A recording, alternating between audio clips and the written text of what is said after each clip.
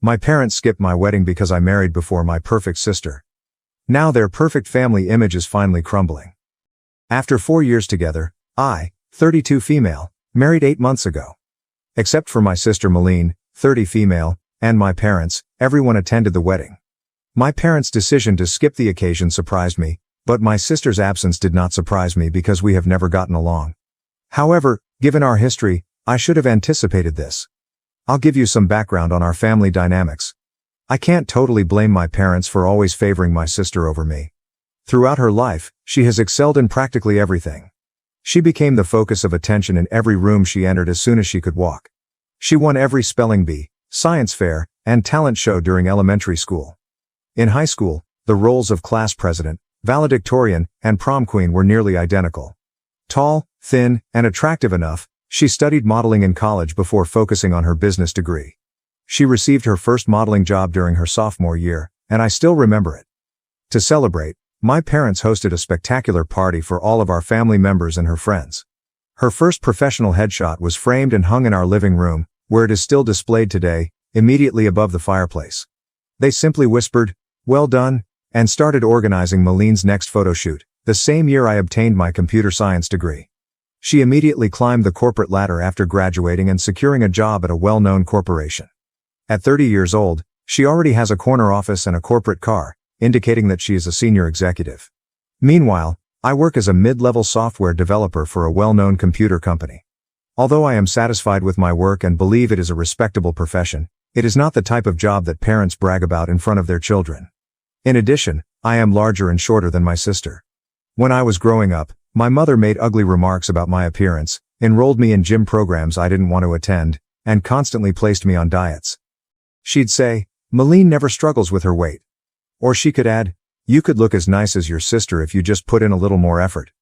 Even though I had learned to ignore these comments by high school, they nevertheless had an influence. Over time, I've come to embrace these distinctions.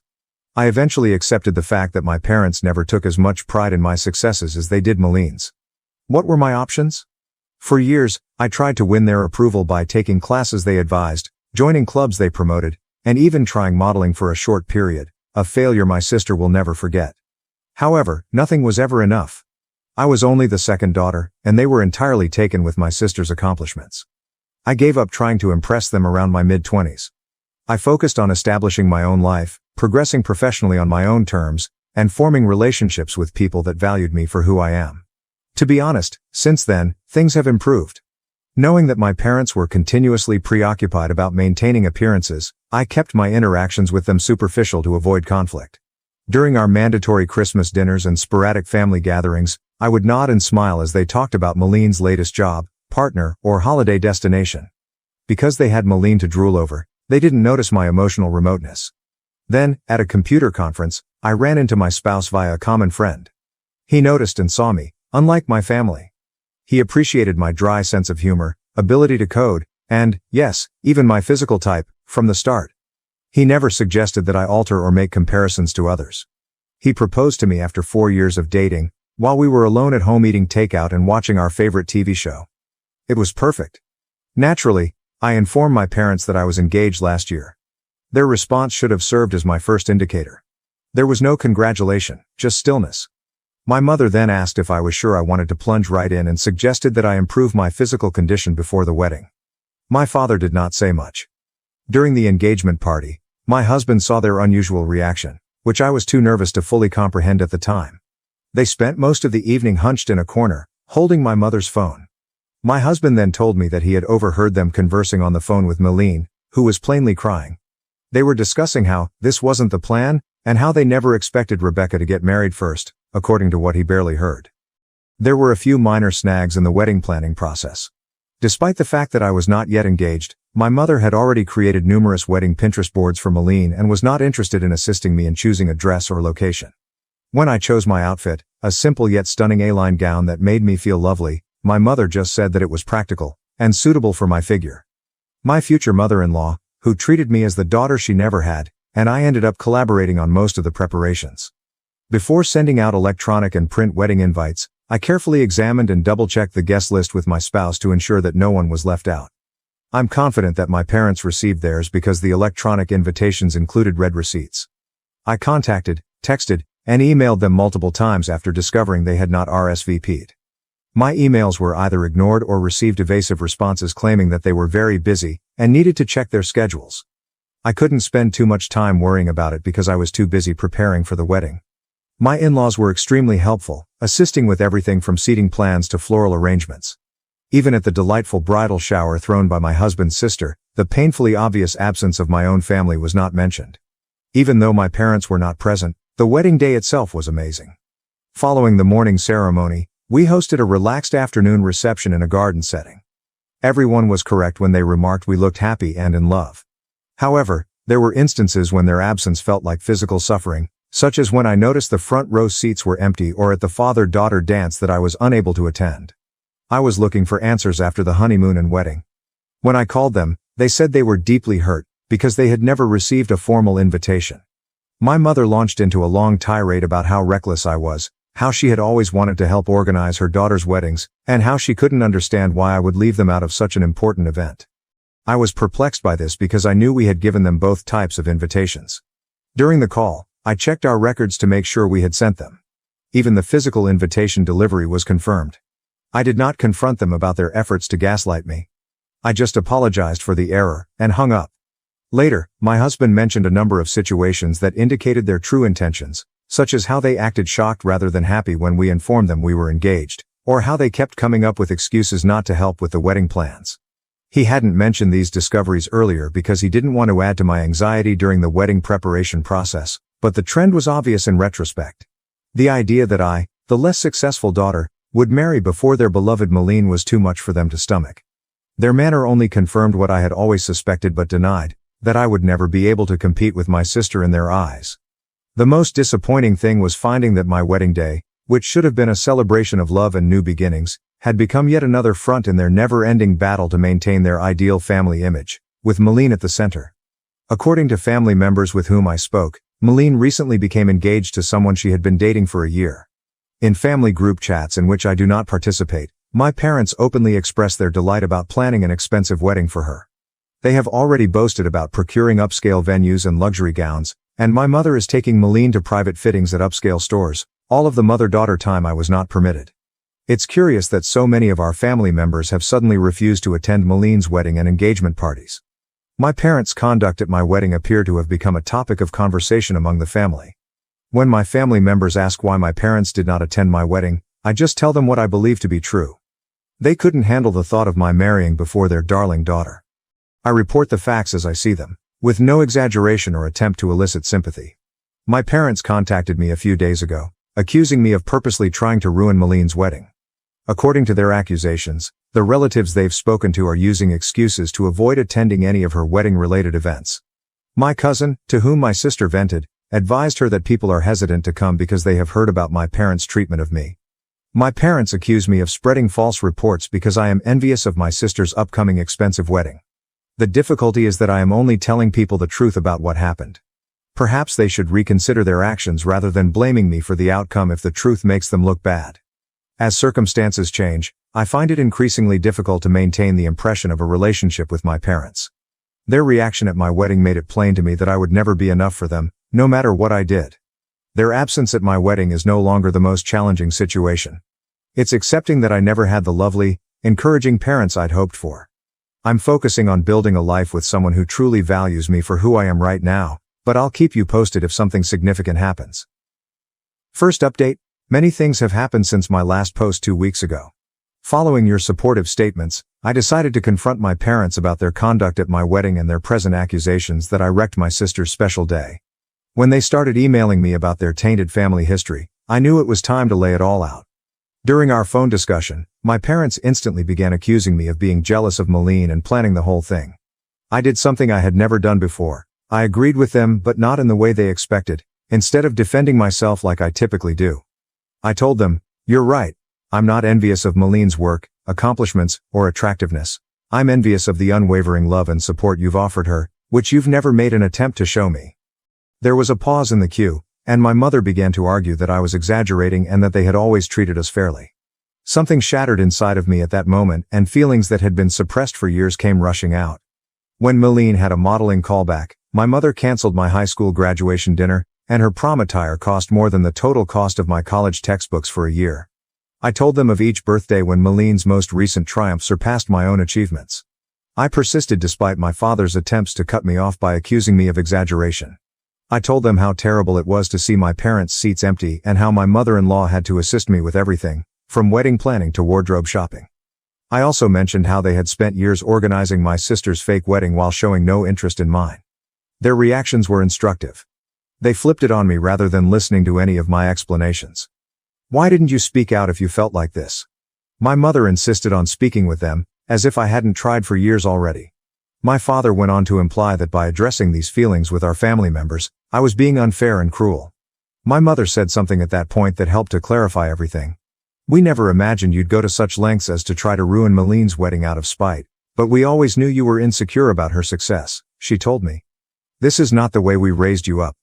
I became aware that they were unable to hear me. They assumed that their actions and my emotions had nothing to do with the overall situation. It has to do with Maline's response. Even throughout this debate regarding their absence from my wedding, they were more concerned with her upcoming nuptials than with the pain they had caused me. I did not try to make things better for the first time in my life. I did not withdraw or apologize. Rather, I stated my ideas to them directly. "You are true on one point. You raised me with the assumption that I would never measure up, that Maline's accomplishments would always be more valuable than mine, and that sustaining your ideal family image was more important than my feelings.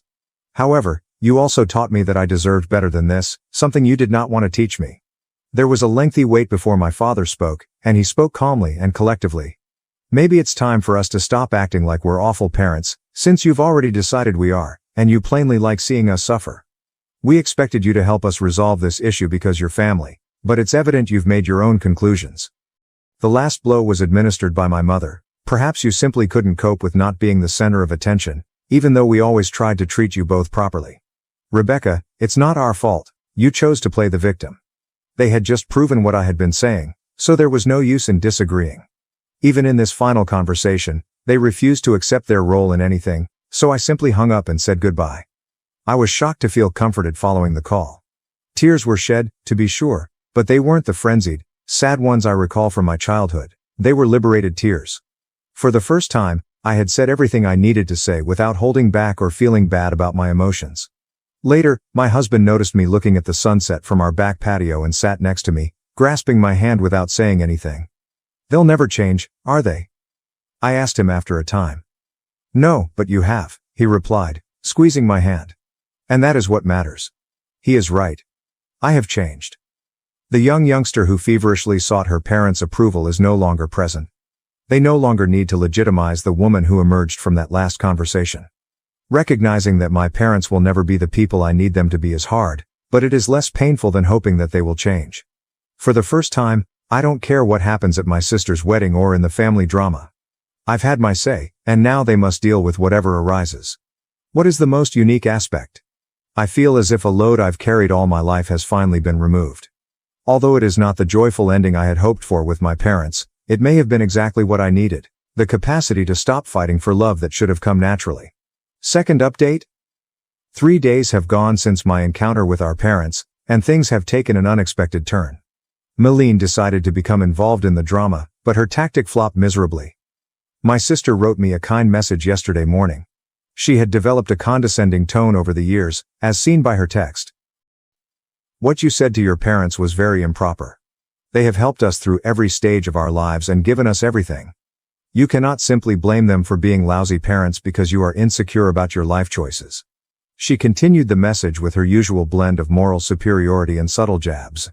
"I understand that your wedding was not exactly how you had hoped, but that doesn't mean you should try to ruin mine. There's nothing wrong with wanting to celebrate those among us who have worked hard to attain certain criteria. Rebecca, not everything has to be a contest." I did not bother to respond. I've realized that interacting with her only gives her more ammunition after years of putting up with her manipulative behavior. I just blocked her phone number instead. Maline has never been one to tolerate being ignored, so I believe that was the end of it. My husband, who was laughing so hard he couldn't speak, called me at work a few hours later. Maline was evidently unable to contact me directly, so she discovered his personal phone number, likely through a mutual acquaintance, and sent him a series of messages describing the specific reasons why our sister relationship has never been good. She began her first communication with him in a fairly professional manner. As Rebecca's sister and someone who cares deeply about our family's well-being, I feel compelled to reach out. However, it quickly transformed into her true motivations. She told my husband that he had an obligation to help me behave more appropriately because he was the new man in Rebecca's life. The messages get more patronizing. Family dynamics are complex, she explained to my husband, a professional software architect with an MBA, adding that someone with Rebecca's sensitivity might not understand the bigger picture. She recommended him to aid me in seeing reason before I irreparably harm family relationships. The main kicker, however, was her attempt to play on his perceived social climbing instincts. Actually, she wrote, "Surely you understand that maintaining good relationships with successful family members like myself could be beneficial for your future. Rebecca's behavior is only hurting her own prospects and, by extension, yours." My spouse, who has always been able to see through Maline's veneer, found her attempt at manipulation humorous. He enjoyed how she assumed that her corporate status or the promise of networking opportunities would impress him. Using his own words, "She really doesn't know me at all, does she?" When I arrived home that night, we reviewed the messages together. I was laughing with my husband rather than being insulted or outraged. It felt freeing to see Maline's dishonest methods exposed, especially when they were directed at someone who was completely immune to them. This event taught me valuable information about my sister. Despite her accomplishments and success, she remains the insecure adolescent who has to bring others down in order to feel superior. She assumed she could control me by manipulating my husband, demonstrating how little she understands about effective relationships. When her direct approach failed, she quickly shifted to attempting to use my husband against me, which was the most telling detail. She used to do just that in high school. She tried to turn my friends against me when she couldn't bully me directly. Different decade, same strategy. With this new perspective, I now see how Maline's actions extended beyond typical sibling rivalry in our early years. She made a concentrated effort to maintain her place as the favorite child, always telling our parents, and me, how much better she was. She had to overshadow my accomplishments. She had to point out my flaws to everyone I became friends with. My reaction to her games is different now. 10 years ago, her messages would have made me doubt myself. I'd have been upset and hurt 5 years ago. Today, simply put, I'm beyond the drama and find her obvious attempts at manipulation humorous. My husband's response was great. Rather than becoming involved in her drama, he just responded, "Thank you for your concern about Rebecca's well-being." As her husband, I'm focused on supporting her happiness, not managing her behavior. I think it's best if you direct any future concerns to Rebecca directly. Have a nice day. Maline sent a final message after not receiving the required response. I see she's poisoned you against the family too. Don't say I didn't try to help when this all blows up in your faces. Ironically, Maline's attempt to assist has cemented my resolve to avoid my family's harmful dynamics. Nothing has changed, as seen by her text to my hubby. She remains the same crafty individual who feels compelled to influence every scenario and sees any deviation from her perfect family script as a threat. Knowing that her attempts at persuasion were completely futile is arguably the most enjoyable aspect of the entire experience. She was successful in pulling my spouse and I closer together rather than leading us to drift away. We laughed at her texts and planned a weekend getaway in the evening, oblivious about the social consequences. I've come to realize that true family isn't about maintaining facades or telling stories. It's about standing together, laughing together, and supporting one another when someone attempts to influence you, including your own sister. I am more convinced than ever that I should stay away from Maline's wedding drama. Instead of getting caught into my family's never-ending power battles, my husband and I decided to focus on establishing our own happiness. Success is believed to be the best form of retaliation, but I'm starting to realize that true success isn't about impressing others. It's about embracing your decisions and surrounding yourself with people who support rather than obstruct your own growth. Based on that criteria, I feel more successful than ever. Third update. Following my sister's fruitless attempt to influence my husband 2 weeks ago, events have taken unexpected twists. Despite my parents' urgent attempts to rehabilitate their reputation, the issue worsens.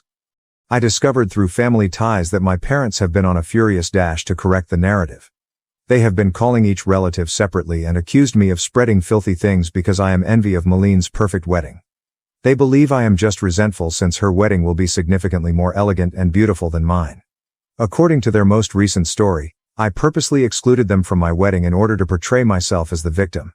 It's amusing because they still live in the same house they've owned for 30 years and have had the same email addresses since the beginning of email, Yet they claim I sent their invitation to an old email address and physical location. The good news is that their efforts to mitigate the damage are failing terribly. Our family members do not believe it. Actually, several family members have revealed their personal stories about my parents' history of favoritism. According to one aunt, my mother had previously engaged in similar behavior at family weddings to ensure that Malene was the life of the party. The way my extended family has reacted to my parents' deception has been the most rewarding development. Important family members, some of whom were anticipated to play key roles in the occasion, have ceased supporting Malene's wedding. They may no longer have access to the exclusive place to which they were formerly granted due to family ties. Even a family friend's fancy garment business has unexpectedly encountered scheduling conflicts. Things got out of hand at a family gathering last weekend. My mother appears to have become offended when someone made a foolish inquiry regarding my wedding photos. Out of jealousy, she launched a defensive tirade about how I had changed after getting married and was attempting to destroy the family.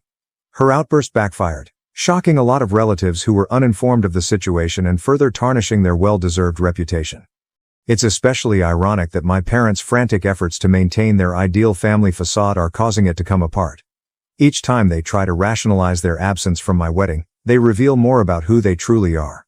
People are becoming more conscious of their deception as they try to paint me as the villain. Family members are suddenly taking sides, after previously being unbiased. Recently, even my father's brother, who had always kept quiet to foster unity, apologized for not speaking up sooner about how they treated me.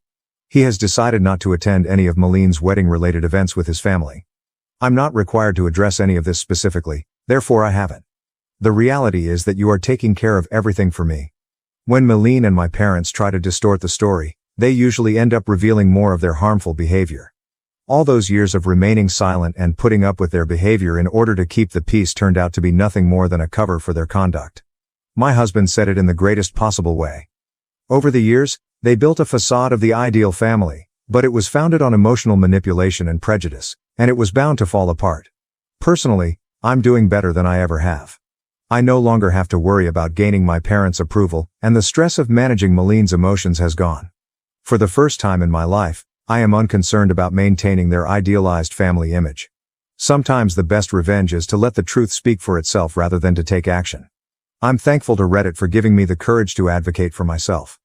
You have no clue how much your advice and encouragement have meant to me on this journey. Sometimes you need to see what true family support looks like from strangers you meet online.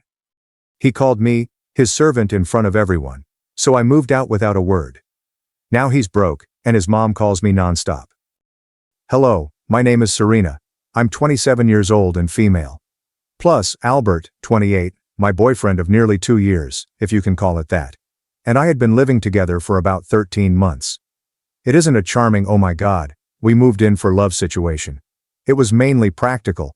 His lease was up, and my apartment was falling apart. And not gonna lie, I thought it would be fun at first, and it was, until it was not. I'll go back to that. So this weekend, we were invited to this party. They weren't even our buddies. Claire, our landlord's daughter, said, "Hey, you guys are always super chill with the rent stuff, come hang." I had only met Claire once in person. She prefers group messages for rent reminders over face-to-face interactions. Albert, on the other hand, is all for it, claiming that it will help him network. For what? No idea. He always says that regarding unrelated situations. For example, "Bro, you're not running for office." Anyway, I basically said yes, because I hadn't been out in weeks, and figured there'd be free munchies, and if it became boring, I could leave early. We arrive, and it's more fancier than I expected. Not wealthy fancy, but there is actual glassware, and someone is already playing a Spotify playlist on a Bluetooth speaker that does not sound like it was thrown in a toilet, which is unusual for these scenarios. However, there is an odd atmosphere that comes across immediately. Claire is wearing an expensive-looking velvet top, and everyone seems to know each other except for us. And Albert acts like he's on, I don't know, maybe a talk show or anything. He's all handsy, laughing too loudly, and nudging me as if he wants me to work the room with him. I'm only there for the chips. At first, I'm simply meandering about, telling Claire about how bad our shower pressure is, and how the dryer occasionally makes strange noises. And I notice Albert is already sipping quickly, with the second cup in his hand by the time I complete the first. I make a joke about him working hard on a Saturday, And he simply shrugs and says something about needing to relax after a week of dealing with my nagging. Not even a smile. I'm not sure, but it stung, so I just brushed it off, right? He's always had a caustic response, but lately it's become more direct. I know I might be a little overbearing at times, but if I don't remind him about payments, guess who gets the angry text from Claire? Spoiler. It's not him. So around 30-ish minutes in, I realize I'm basically following him around and cleaning up after him. And he's simply chatting to two individuals I don't recognize. And I heard him say something like, "Oh, Serena's super helpful. Couldn't keep my place clean if she wasn't around." But his tone isn't complimentary. It's as if he is laughing at me. I try to brush it off again, but then he starts ranting about how he never has to worry about rent being late because someone is effectively his accountant and maid. The boys chuckle but aren't sure if it's humorous. I give him this look, and he simply winks at me. I go into the kitchen to fetch another drink, but now I'm upset. Here's where things get worse. I suppose I should clarify that Albert has always been one of those individuals who jokes but is truly cruel. For example, if I call him out, he would say, "Lighten up. It's just a joke. Why are you so sensitive?" But it's always about something I do for him or forget, and he never let it go.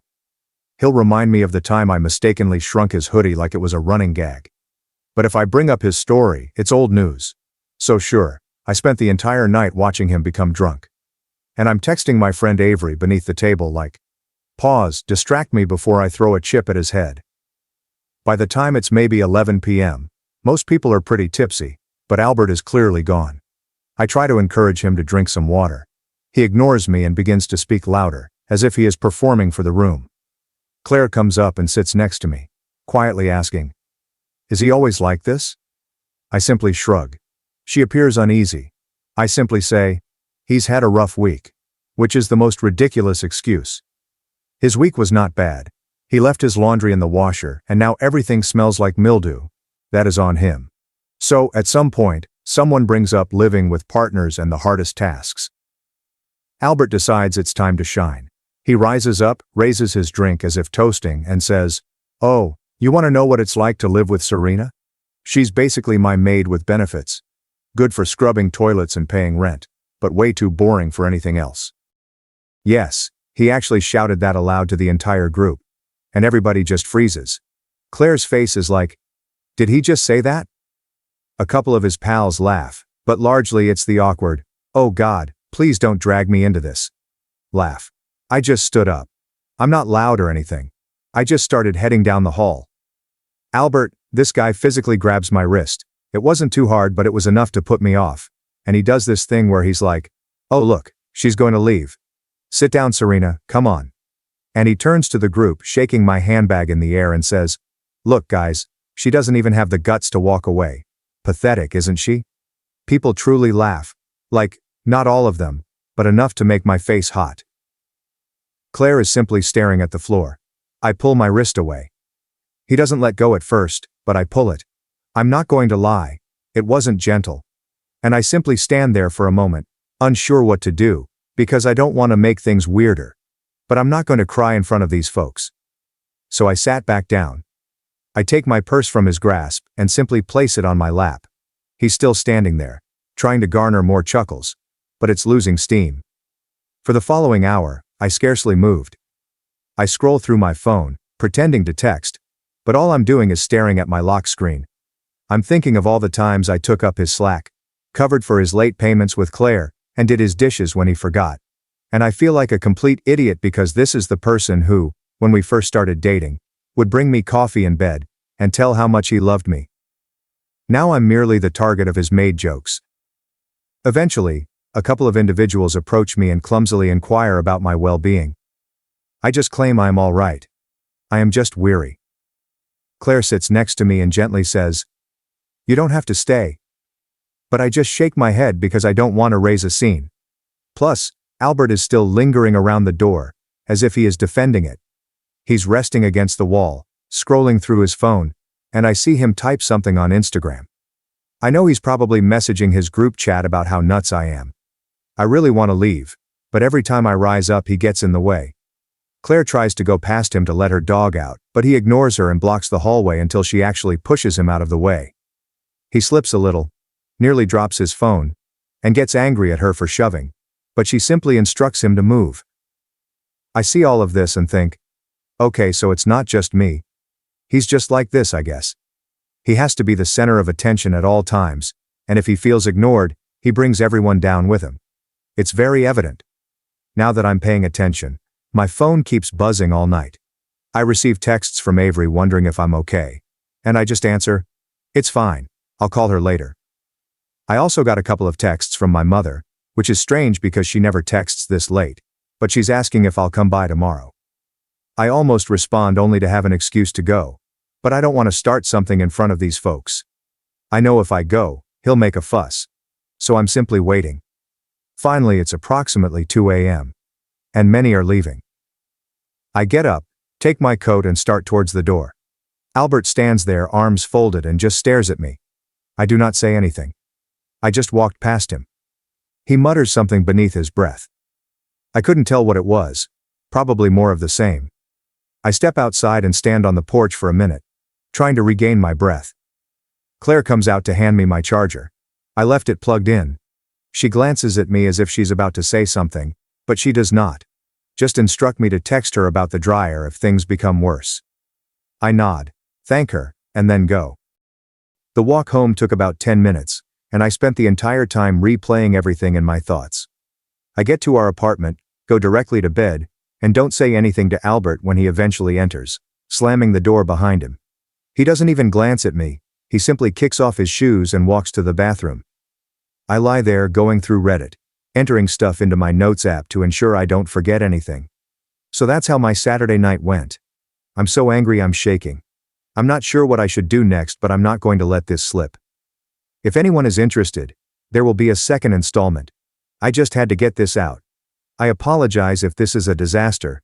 I'm still really angry. Update 1. Okay, I didn't expect I'd be back so quickly, but a lot of you requested the next chapter, and typing it down is stopping me from screaming at my phone. Plus, I believe I'm still too upset to do anything else right now.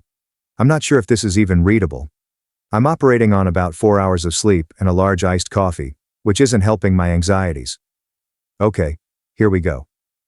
So I woke up after that disastrous party, checked my phone, and the alerts were crazy.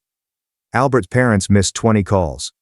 His mom sent him texts with messages such as, "Please call us. Are you okay? What's going on with Albert? Can we talk?" He even missed FaceTime with his sister. And gal, I just set my phone to quiet and stared at the ceiling for a while. Couldn't deal. Albert was snoring on the couch, which is unusual because he rarely sleeps there unless he's trying to be theatrical. But I believe he passed out after arriving home. I walked past him to fetch some cereal, and he simply said something and rolled over. Oh, and the kitchen was filthy. For example, last week's Solo cups were still available. The sink was full of his dishes. The counter was sticky from when he attempted to make homemade margaritas and spilled sugar everywhere. It looked like someone had hosted a toddler party there and neglected to clean up. I just stared at it thinking, I'm the only one who ever does any of this. Every single time. I can't recall the last time he took out the garbage without being reminded. He always claims he's just lousy at seeing messes, but he notices when I miss a spot. I sat with my coffee, trying to figure out what to do. I could just leave. I may text Claire and inform her that he is now responsible for the rent. I could pack my belongings and stay with my mother or Avery for a few days. But really, I want him to feel it. I want him to have to deal with the mess he's created, both physically and figuratively. I want him to understand how much I care, since he doesn't. He never has. And after last night, I'm not in the mood to become a bigger person. I'm petty, but proud. So I started building a list, literally on my notes app. Everything I paid for.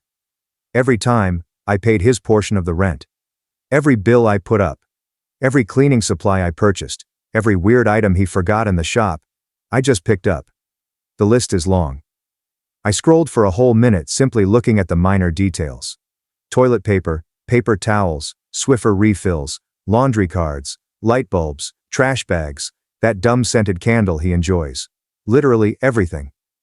I even uncovered Venmo receipts from last year, when he couldn't access his account, and I covered his internet usage for 3 months straight. Never repaid me. Just kept saying, "I'll get it next time." Correct. The more I went through it, the madder I became. I started photographing things around my apartment. The couch is mine. I bought the TV when I moved in. The plates, silverware, microwave, and linens are literally all mine. Except for the ugly lamp he received from his parents, and the broken kettle that he promises to replace, but never does. I began mentally grouping things together, such as, what can I take without needing a U-Haul? What do I actually care about? What would he even notice is gone? I emailed Avery and asked if I could use her car the following weekend. She just replied with a middle finger emoji and the words, "Say less." I adore her. I ignored Albert all morning. He walked into the kitchen at midday looking completely dead. He made a huge show of pouring water and massaging his temples. I sat there scrolling through my phone, not trying to be engaged in making him breakfast. He eventually tried to make small talk, stating he couldn't recall anything from the previous night. I just answered, "You said enough." He looked perplexed for a moment, then became defensive, saying, "Oh, come on, you know I was kidding. Everyone jokes like that." I just gazed at him and did not respond. He got furious and returned to the couch. My mother called again and asked if I was coming to supper. She could see something was wrong, but I only replied I wasn't feeling well. I would text her later. She inquired if Albert was coming, and I chuckled. She didn't push, simply told me to call if I needed anything. I should have told her then, but I didn't want to go through the whole, "we warned you about him" speech. Parents never let it go. Albert spent the remainder of the afternoon on his phone, surfing TikTok and texting with his friends. I heard him giggle several times, then he became quite quiet. I looked over and saw he was in a group chat with Carson and Andrew, his two ride-or-die college mates. They were discussing how awkward last night was. Someone said Claire appeared irritated. Albert simply stated, "She'll get over it. She always does." I snapped a screenshot and stored it, just in case. Not for blackmail or anything, just to prove that he knows he's an ass. Around 5 I started packing my belongings. Not everything. Just the little things. My chargers, makeup, favorite hoodie, headphones, novels, and laptop. Things he'd never notice missing. Everything went into my bag and into my car. He didn't even inquire where I was going. He simply told me to bring back some chips if I went by the store. I slammed the door as I exited. I sat in the car for a minute, inhaling, before driving to Avery's to drop off my stuff. She didn't ask any questions, just offered me a soda and turned on some music. "Girl," I nearly sobbed, but I didn't. When I returned, Albert was on Xbox, shouting at a kid online about camping and Spawn. I entered the bedroom and began looking through the closet. Half of the clothes in there are mine, but he always leaves his belongings in a pile on the floor. I began folding my belongings into a laundry bag. He came in and asked what I was doing. I simply answered, "Laundry." He shrugged and returned to his game. I cooked dinner just for me. He walked in and asked where he was. I informed him that he could make his own. He literally pouted, like a child. I just walked past him and went into my room. I spent the night messaging Claire. I inquired if she was all right after yesterday night, and she answered she was just ashamed of everyone. She apologized for having to deal with Albert, and told me to let her know if I ever needed assistance with the flat. I inquired whether she believed her father would allow Albert to stay if I moved out. She responded, "Well, you're not on the lease, are you?" "Just him." I said, "Yeah, just him. Since when we moved in, he promised to handle the paperwork and never put my name down. I just mentioned it would be less complicated." She added, "Then he's responsible for the rent." I remarked, "Good to know." She responded with a thumbs up emoji. I began to feel slightly better.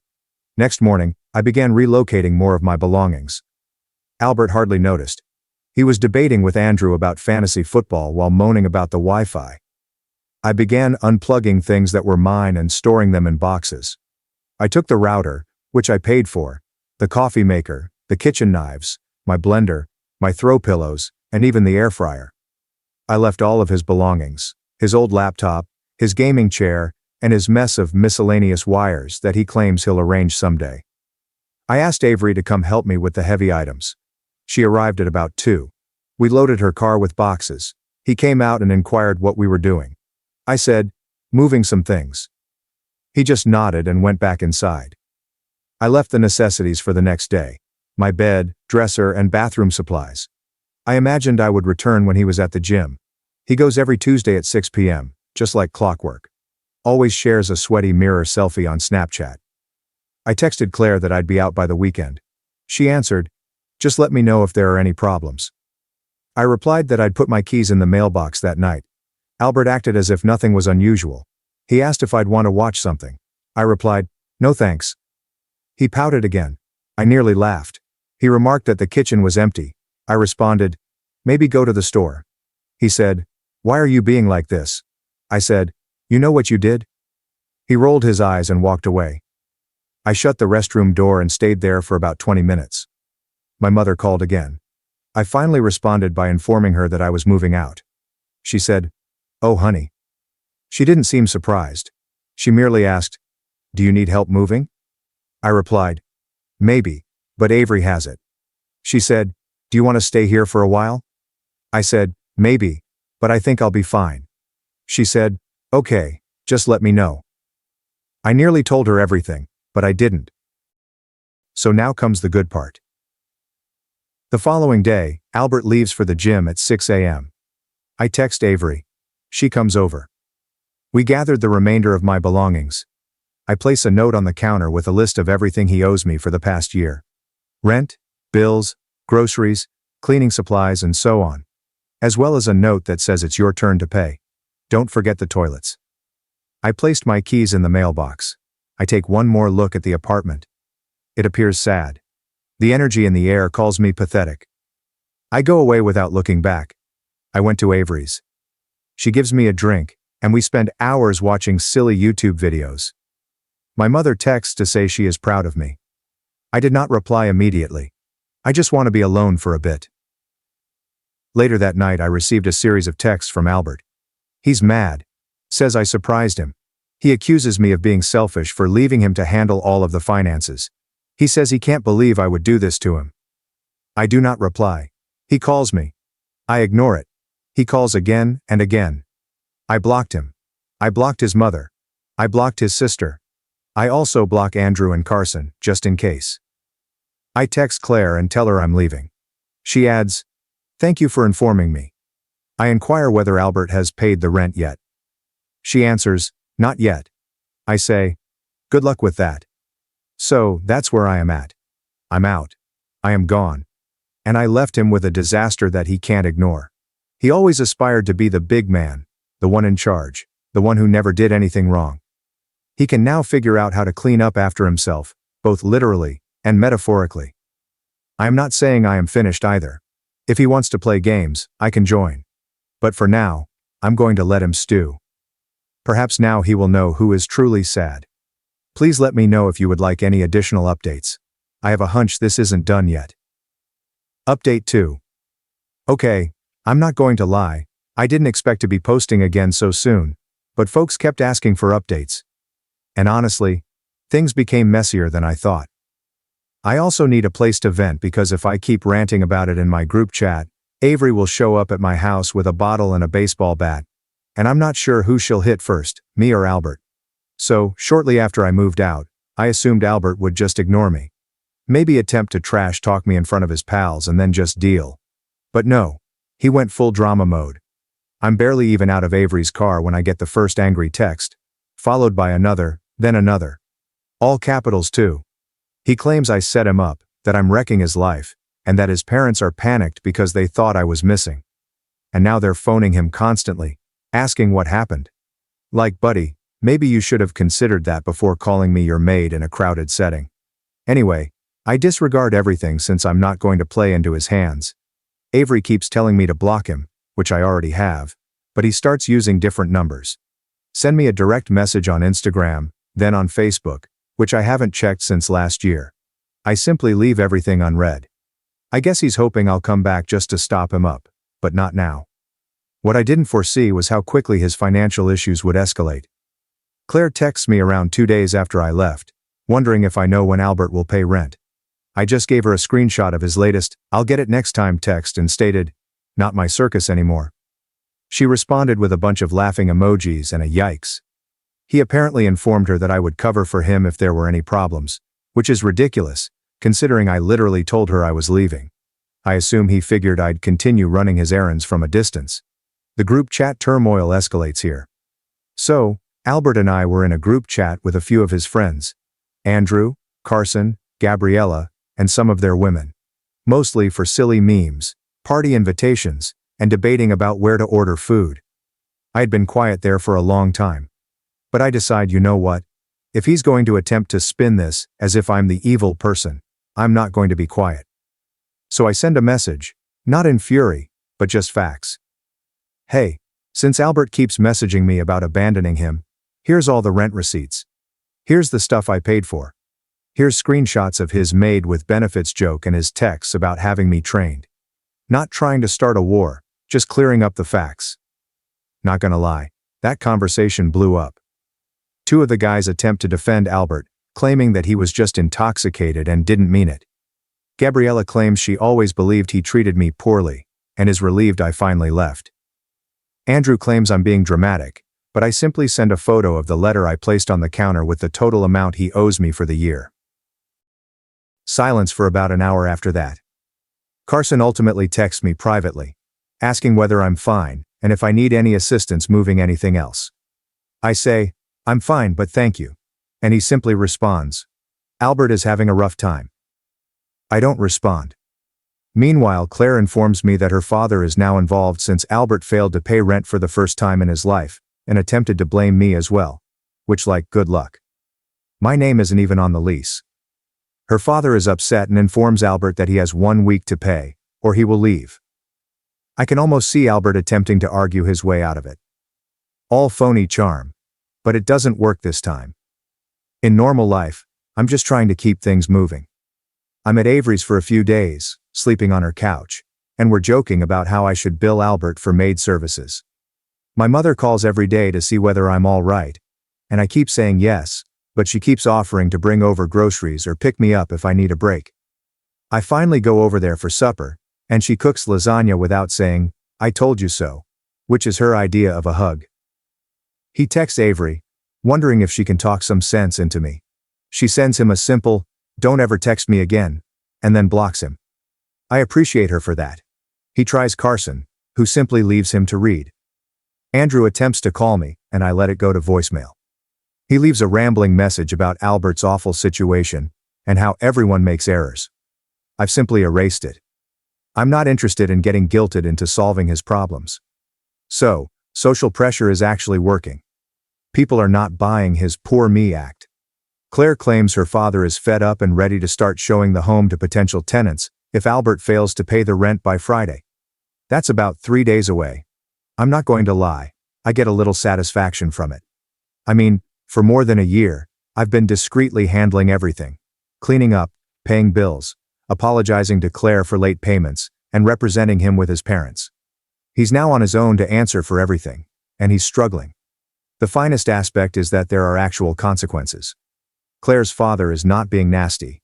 He is only conducting business. He adds if Albert does not pay, he must leave. Carson tells me Albert is trying to borrow money from everyone, but no one wants to offer him anything because they all know he won't pay it back. Even Andrew, who is normally his #1 hype man, admits he has bills. Gabriella apologizes for not noticing how he treated me sooner. I just tell her it's fine. I'm all right now. I received a text from Albert's mother from a strange number, as I had blocked her primary one, asking if I would assist Albert out. Just this once for old time's sake. She says he is really suffering and doesn't know how to keep up with things. I simply emailed back, I'm not his maid. She never responds. Oh, and this is petty, but I am not sorry. A few days later I returned to the flat with Claire. She let me in to get the remainder of my belongings, a box of books and my old blender, which Albert never used but insisted on keeping just in case. He was there, and he tried to argue with me, saying I ruined his life and that I didn't have to reveal it. I just answered, you did that yourself. He tried to come in my way, staying in the corridor and refusing to move, so I pushed past him. He shut the door behind me. Claire just rolled her eyes and replied, he's not your problem anymore. I gathered my belongings and left. So, I don't know, but I think I'm finally understanding how much of his attitude was based on entitlement. As if he truly believed I'd always cover for him, clean up after him, pay his bills, and laugh at his jokes. He used to say that I was good at keeping things together, but in reality, he didn't want to do anything. And when he was called out, he attempted to make me look like the villain. Now he's stuck. He has only himself to blame. And every time he tries to make me the bad guy, it only backfires. People are beginning to see through the act. Even his parents, who used to contact me for everything.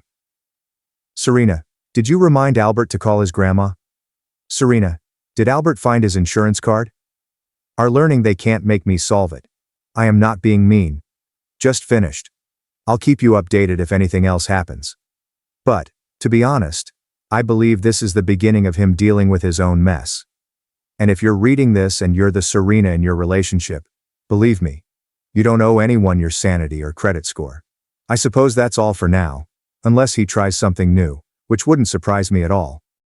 Update 3. Okay, so this is probably going to be my last update for a bit unless something genuinely crazy occurs. Because not gonna lie, I'm exhausted, and I need to finally get on with my own work. But I promised a last wrap-up, and honestly, this one is lengthy. So, if you're still reading, thank you for your support, DMs, and girl same comments. I'm not used to random online strangers rooting for me, so this is very good.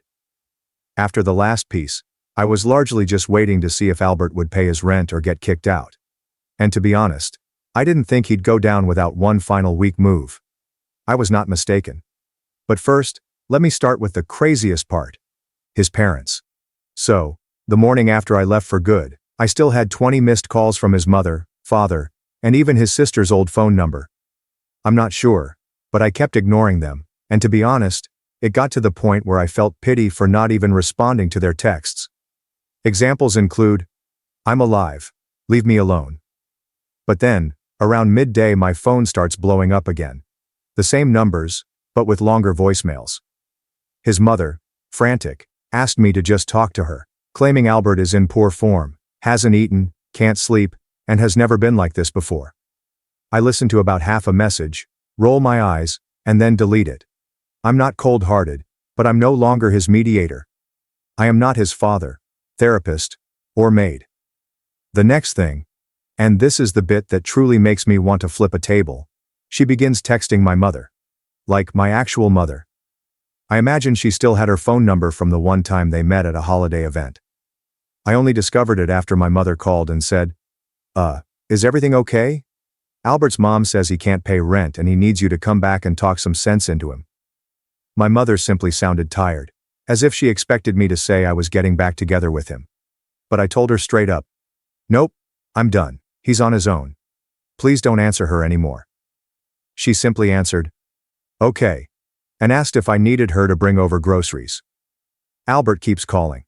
Now he alternates between madness and sadness. Like one moment it's, "You ruined my life," and the next it's, "I'm sorry, come back, I'll change." I ignore every single call. He tries other numbers and even tries to FaceTime me. I block everything. It's really like whack-a-mole. Avery still laughs about it. He suggests I start charging him by the call. Meanwhile, Claire texts me that her father has finally given Albert the official notice. He has to go by Friday if he cannot pay. Apparently he tried to secure an extension by claiming his ex sabotaged him. Claire's father simply stated, "It's not my business.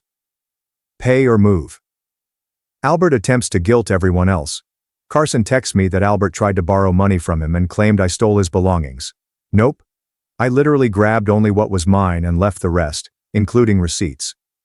Gabriella texts me, claiming Albert DM'd her and asked if she could vouch for him if Claire's father inquired about payment history. She gave him a gif of someone laughing, and that changed my night. Andrew is the only individual who does not appear to be taking sides, but that is because he dislikes drama, not because he is neutral. He texts me and says he doesn't want to become involved, which is practically his mantra in life. So by Thursday, Claire texts me that Albert is in complete panic mode. He's behind on everything, rent, internet, and possibly even his weird subscriptions. I still receive emails regarding his previous food box service, which, not my problem. I believe he tried calling Claire's father again, and when that failed, He contacted his mother, who then called me again. This time I picked it up, mainly because I was annoyed. She begins with an entire conversation. Please, Serena. I know he messed up, but he's so lost without you. He's not good at handling life stuff. You know how he is. I've only just stated, sorry, I'm not part of this anymore. You need to talk to your son, not me. She begins crying briefly, which is embarrassing, and I simply say goodbye and hang up. I believe Albert treats people this way because he has always gotten away with it. His parents, for example, lavish him with attention. His friends either dismiss it or laugh it off. And I was only the latest person to take up the slack.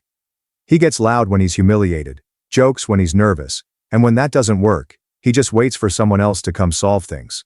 I mean, I knew he was lazy, but I never realized how much he relied on people to pick up after him until I stopped doing it. So anyhow, Friday arrives. I'm eating leftover noodles in my new house, which is just a shoebox, but it's mine. When Claire texts me, just a thumbs up, he's gone. Albert apparently did not pay, and did not pack up half of his belongings. Instead, he simply left them. Claire's father indicated he could come get the rest if he wanted, but the locks had been changed, and he no longer lives there. I inquired if he caused a scene. She only claims he cried briefly, slammed the door and fled. I nearly feel awful for a second, but then I recall how he behaved at that party, and I'm simply, nah. I do not. And get this. He tries to show up at my new place. I mean literally knocking on the door. I hear it, and look out the window to see him standing there, his hoodie drawn up and holding a grocery bag. I do not open the door.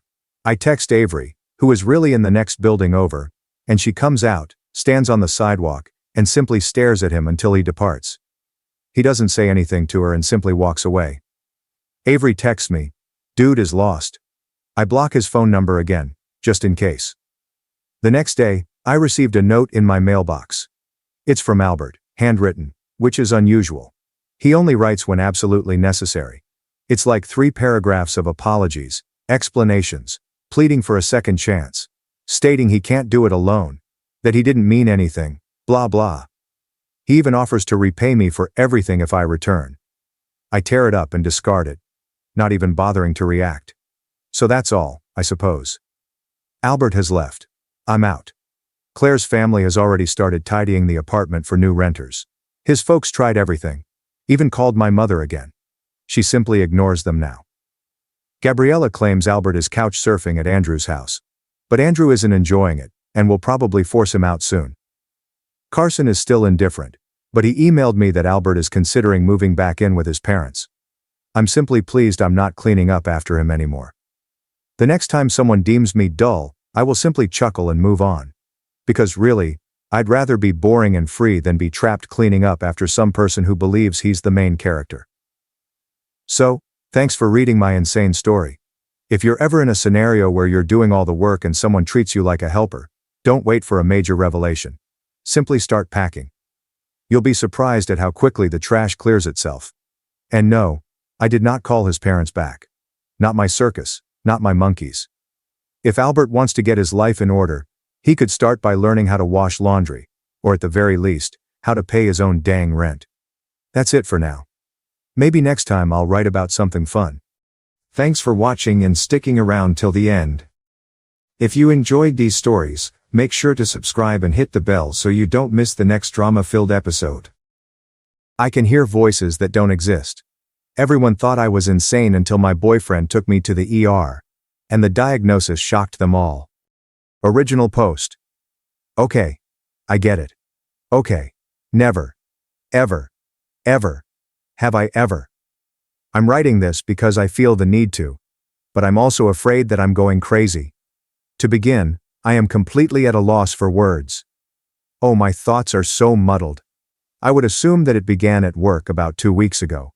Despite the fact that I work in a factory, I do not perform any manual labor. Rather, I am more of a spreadsheet builder, book balancer, or secretary sort of person.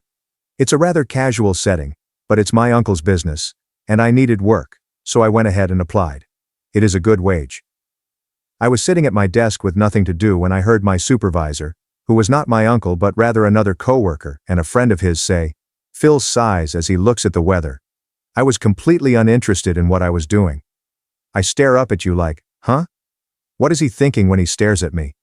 But he did not make any comments. It seemed strange to me at the time. But whatsoever the case may be. In any case.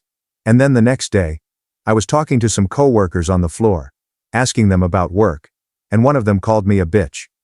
However, when I called him out on it, he and everyone else looked at me as if I were mad. After I apologized, we all laughed it off and moved on. Isn't the factory a noisy place? Numerous instances of people mishearing things occur. Except for the fact that I was in Walmart. I know, class. And one of the employees there was putting away stuff. And I swear to God that he looked directly at me and said, "The chicken was just killed." However, I asked him what he meant, and I felt so awful because he appeared to be so bewildered, and as if I was crazy. It would appear that he had not even dared to open his mouth. It has been happening so frequently that my friend even took me aside to inquire about how I was doing and whether or not I was feeling well. There are also some minor occurrences taking place. As my boyfriend prepares supper, I hear him preparing salmon, I smell fish, and then he brings it out. And it is lasagna. He claims that he is going to make salmon for dinner. The response I got from him when I asked him where the fish was, "What?" It was tonight that I said lasagna, and I dismissed it as if I were being ridiculous. If I had to guess, I would have said that the one shirt I owned was green rather than teal. Shit is shifting, and people are saying things, but they aren't actually saying them. When is it that people are telling stories about their lives? It is impossible for my pals to be playing a joke on me, especially considering that other strangers on the street are also doing the same thing. Because I am so terrified, I do not want to be committed to a mental health facility. People who suffer from mental illness are not the target of my offense. It is very terrifying. It seems as though my mind is slowly disintegrating. I'm getting to the point where I fear I'm going nuts because people keep saying things that they aren't actually saying. Too long didn't read. Most relevant comments. Comment 1. Not only should you go to the doctor because there is a possibility that there is a physical or mental problem that needs to be addressed, but you should also go to the doctor so that you may obtain an answer to the question of what is going on. Do not persist in a state of limbo. Doing so will drive you completely nuts. You should not view doctors as your adversaries, and even if you are experiencing mental health issues, this does not necessarily indicate that you will be admitted to a mental health facility immediately thereafter.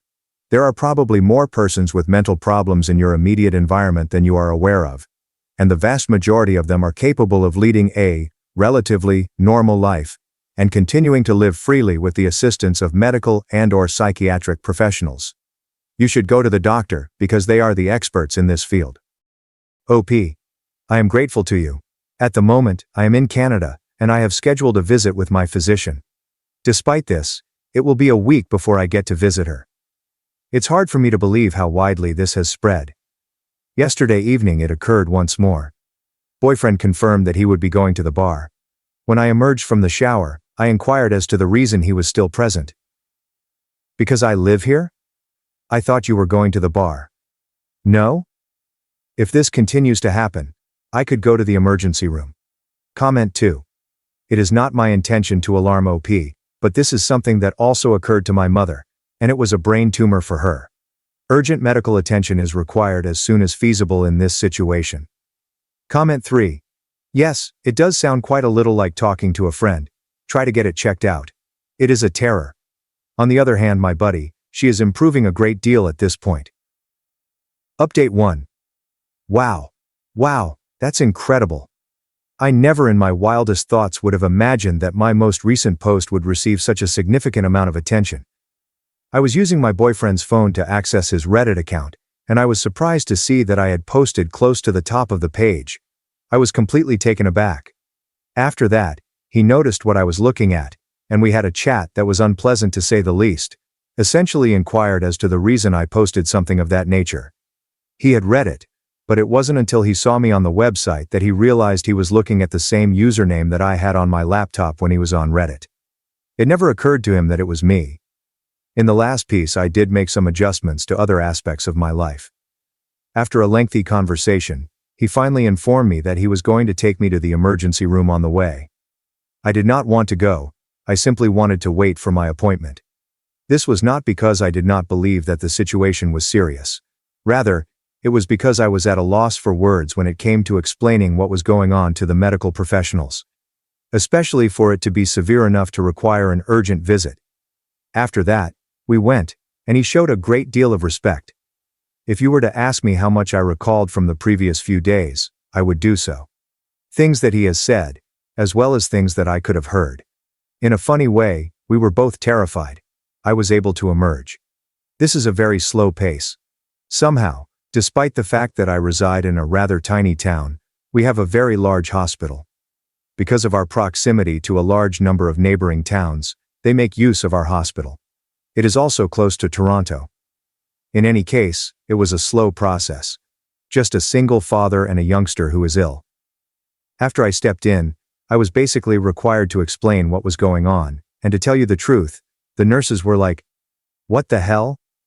However, when I went to see a doctor, he took me extremely seriously and acknowledged that this woman is insane.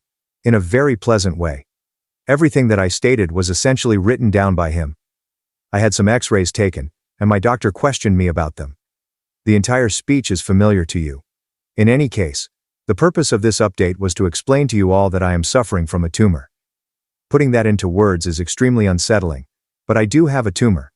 On the inside of my head. I have not yet come to terms with the fact that my brain is going to be surgically removed the next day. Due to the fact that I have had a lot of messages from individuals who were like, guessing my name, I do not wish to reveal any further information. With regard to my origins, it would appear that I remind them of their buddies or their deranged ex-partners.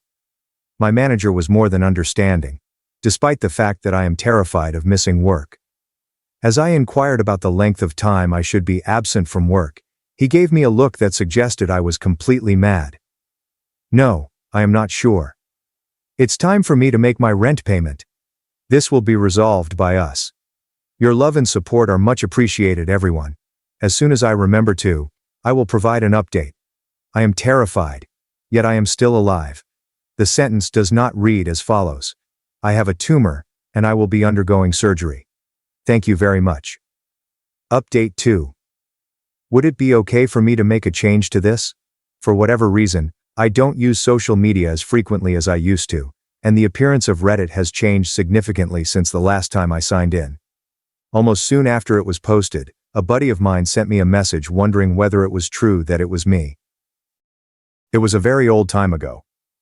When I look back at what I wrote, I kind of wince, but I'll give myself some credit because I was young and going through a bad time in my life. That boyfriend didn't stick around for very long. He disbanded as soon as he learned how long my recuperation would take and what it would entail. As a result of moving back home with my family, which is composed of nurses and caregivers, my recuperation went as well as it possibly could have been. For many years, I participated in both physical and mental therapy. My manufacturing work did wind up being taken away from me in the end, but to tell you the truth, it was not their fault. Admittedly, I turned up to work a lot of times and was in a downward spiral for a few years, but I ultimately got back on my feet, found my dream man, a lumberjack type. I apologize for being a Canadian cliché. And his mother had been through, nearly, the same thing that I had experienced when she was younger, so we really connected over that. I'm not going to say that I'm having a wonderful time. Existence is life. In general, I'm extremely happy. I do not have any children. I have a job that I can tolerate, I have money to spend on my friends and family, and I am employed. Due to the fact that I have already survived a brain tumor, I do not participate on social media. I am not searching for any more. If you are an American and you are going to inquire, the answer is yes, it was free. I am not the original post author. This is a post sub. Thanks for watching and diving into this wild family drama with me. If you love Reddit family drama, don't forget to subscribe and turn on notifications so you never miss the next one.